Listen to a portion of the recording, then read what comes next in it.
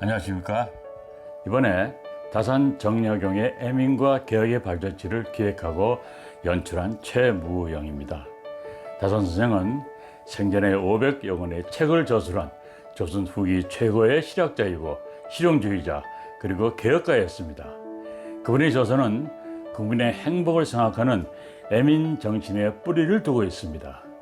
그중 대표적인 목민심서, 경서유표 그리고 흥음신서가 있는데, 목민심서는 목민관이 백성을 위해 가져야 할 덕목을, 그리고 경서유표는 백성과 나라의 발전을 위한 개혁의 정신을, 그리고 흥음신서는 법적인 다툼에서 고려해야 할 사안들을 기록해 놓고 있습니다.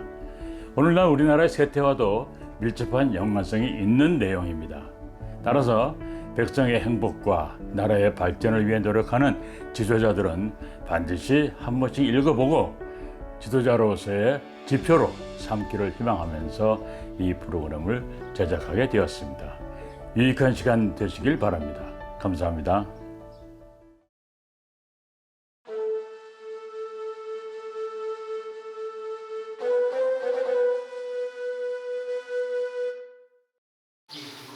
다산 선생님께서는 조선 후기 최고의 실학자면서 또 개혁가였습니다.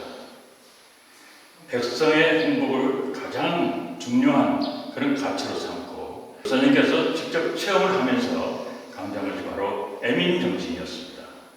그러한 애민 정신이 깃들어져 있는 그런 어떤 다산 정약 선생님의 발자취를 따라가 보도록 하겠습니다.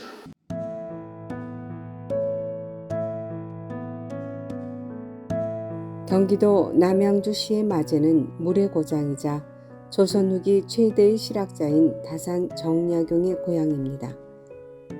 금강산에서 발원한 북한강은 남양주 제일경 두물경에서 남한강과 만나 다산 생태공원을 휘돌아 팔당호에서 머물며 한강이 시작되지요.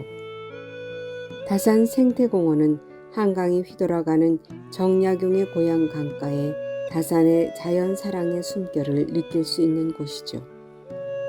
18년의 유배 생활을 끝내고 고향으로 돌아온 후 요요히 흐르는 한강을 바라보며 거닐었던 발자취를 따라 선생의 호를 딴 다산 생태공원을 만들었답니다. 울창한 나무와 계절별로 아름다운 꽃들이 채워지며 강변과 함께 산책하기 좋은 수변 공원이죠. 주변에 다산 선생의 생가와 유적지와 함께 다산의 실사구시 정신을 품으며 사색과 정서를 안겨주는 물안경 생태공원입니다. 자연과 교감할 수 있는 대표적 인문 여행지로 많은 사람들의 사랑을 받고 있지요. 다산 선생은 과학적인 방법론으로 문제를 파악하고 해법을 제시하며 실천하면서 실용을 강조했던 조선의 다빈치로 불립니다. 다산 선생이 가장 중요하게 생각했던 것들은 백성들의 먹고 사는 문제였는데, 국산 현감으로 부임했을 때 선생께서 쉽게 해서 표준자를 가지고 정확하게 측정을 해서 호포를 징수했습니다. 그 결과 그 전까지 관청에서 사용했던 자들이 터무니없이 컸다는 걸 밝혀내요. 그렇게 해서 그 백성들의 어떤 그런 부담도 많이 경감시켜줬습니다.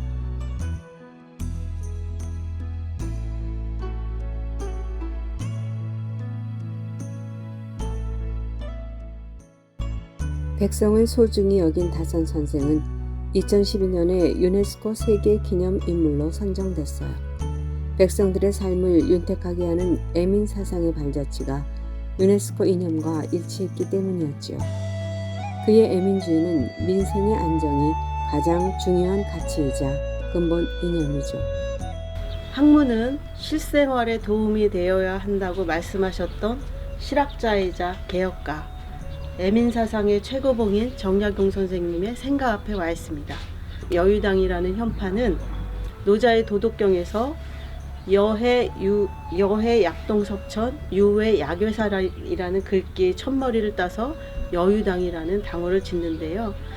이거의 뜻은 여가 겨울의 냇가를 건너듯이 유가 사방을 두려워하면서 내가 조심스럽게 살아가고자 하는 표현입니다. 나의 행동 하나, 나의 바른말 하나에 반대파들에서는 끊임없이 무언가 트집을 잡기 위해 안달이 났었기 때문에 이분의 삶은 그야말로 파란만장했습니다. 다산 선생은 개혁적 사고가 깃들여져 있는 개울물을 자신만의 물줄기로 모아 큰 강물의 출발점으로 이뤄냈습니다. 다산 선생의 역대 업적 중에 하나는 수원화성 건축입니다. 수원화성을 건축할 때 선생께서는 거중기와 농로라는 것을 만들어서 이용했습니다. 농로는 지금으로 말하면 일종의 타워 크레인 같은 것인데요. 이렇게 기계를 이용하다 보니까 부여기에 동원됐던 백성들이 다치는 일이 거의 없었습니다. 그 수원화성은 설계도가 남아 있었기 때문에 6.25 전란 등으로 파괴됐었지만 나중에 다시 복원할 수 있었고, 그 복원이 예전 방식 그대로였다는 것을 입증을 받아서 유네스코의 그 융로 등재되기도 했습니다. 다산 선생은 과학적인 방법론으로 문제를 파악하고 해법을 제시하며 실천하면서 실용을 강조했던 조선의 다빈치로 불립니다. 거중기는 1627년 독일인 선교사 슈레크가 저술한 기기도설에 실린 그림을 보고 밧줄과 도르래를 이용하여 큰 돌을 힘겹게 나르던 백성들의 힘을 덜어준 운반독으로 백성을 위하는 마음을 몸소 실천한 좋은 예입니다. 개혁을 앞세운 실학자이며 천재 과학자임을 증명하는 업적이지요. 정약용을 조선의 천재 과학자라고도 표현하죠. 선생은 그 정조의 특명을 받아서 수원화성을 설계하고 거중기, 농로, 유연거를 사용해서 수원화성의 단축 기간을 굉장히 많이 앞당겼습니다. 선생님의 애민 정신은 이곳에서도 발현됩니다. 선생님은 보통 그 당시에 국가의 일을 시킬 때 노역이라는 이름으로 백성들의 노동력을 그냥 갖다 썼던 시대였습니다. 정약용 선생님은 이런 점에서 백성을 사랑하는 부분이 남달랐는데요. 그 당시에 인부들에게 전부 임금을 주었어요.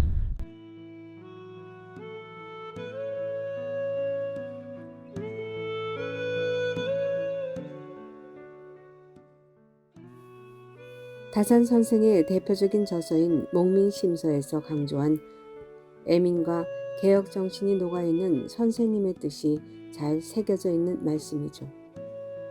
다산 정약용의 애민 정신은 민생 안정을 가장 중요한 가치를 이념으로 삼고 있지요. 정약용 선생님의 업적은 개혁가, 또 실학자, 또 천재 과학자 이런 여러 이름으로 대변되는 정약용 선생님의 대표작으로 일표이서가 있지요. 어느 것 하나 썩은 것이 없다라고 판단했던 선생님은 나라를 개혁하지 않으면 이 나라는 망한다라는 생각이 굉장히 강했습니다. 유배지에서 이러한 생각들을 선생님이 할 수 있는 저술 작업으로 나타나게 되는데요. 그 일표이서는 바로 국가 전체의 뼈대를 바꾸는 국가개혁 시스템입니다.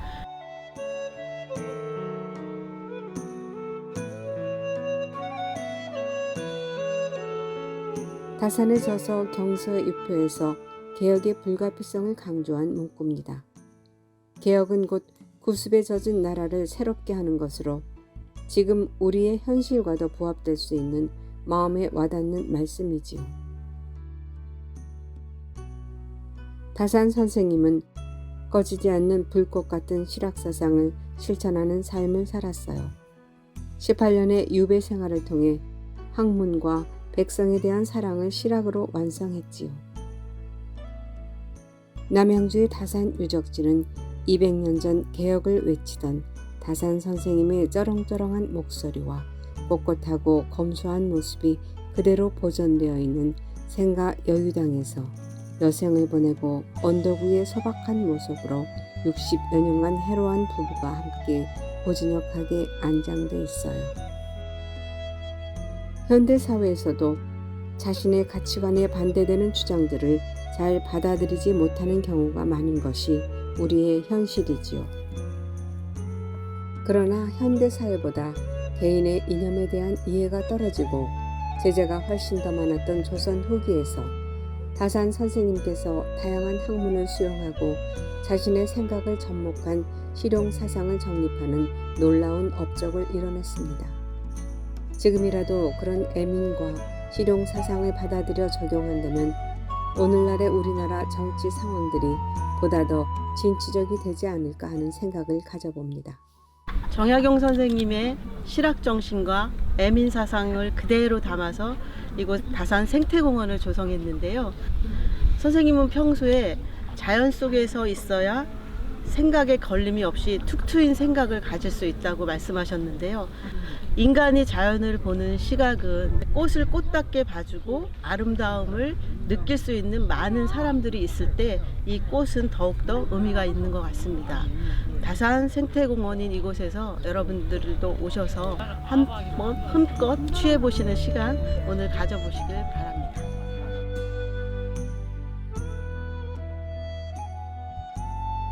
다산 선생님이 18년의 유배 생활을 끝내고 고향으로 돌아온 후 한강을 바라보며 산책을 즐기던 곳으로 그가 평소 즐겼던 한강변을 중심으로 선생님이 호를 딴 멋진 생태공원이 만들어졌지요.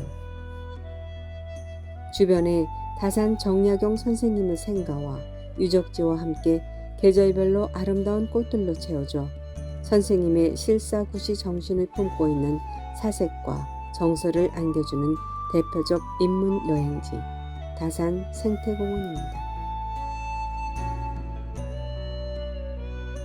200년 전 조선 후기는 집권층의 사색 당파 싸움으로 국정 운영이 심각한 상황에 처해 있었어요. 현재 우리의 상황도 별반 다르지 않지요. 이런 때일수록 되새겨야 할 다산의 애민과 개혁 정신이 필요할 때입니다. 하늘과 땅, 그리고 물, 자연의 맑은 소리와 함께 다산 선생의 역사와 문화, 생태가 어우러진 친환경 공간인 다산 생태공원과 다산 유적지를 돌아보면서 다산 정약용 선생의 애민과 실용정신을 근간으로 한 개혁 정신을 계승하며 오늘의 미래를 개척해 나가는 것이 바로 우리의 책무겠지요. 선생님의 어떤 학문적인 업적과 또 생각을 우리 같이 생각을 되새기면서 오늘의 우리 현실을 돌아가면서 그 현실과 접목할 수 있는 그 기회를 가지면서 앞으로 우리가 개척해 나가야 될 미래를 생각하는 그런 시간이 됐으면 하는 생각입니다.